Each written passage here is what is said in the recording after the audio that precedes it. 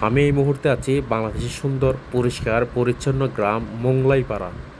এটি বান্দরবন রোমা উপজেলার বগল লেক যাওয়ার আগে অবস্থিত।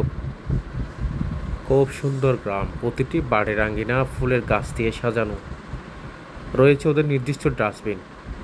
রাস্তাতে ছিল না একটি চিপসের প্যাকেট, ছিল না একটি গাছের পাতাও। এত সুন্দর সাজানো গোছানো, দেখে মুগ্ধ হয়ে যাওয়ার মতো। আমরা ওখানে একটা দোকানে দাঁড়াইছিলাম, ওদের আপ্যায়নটা দেখে আরও বেশি মুগ্ধ হয়ে গেছি। ওদের গ্রামটা যেমন সুন্দর, ওদের মানুষের মনটাও তার চেয়ে আরও বেশি সুন্দর।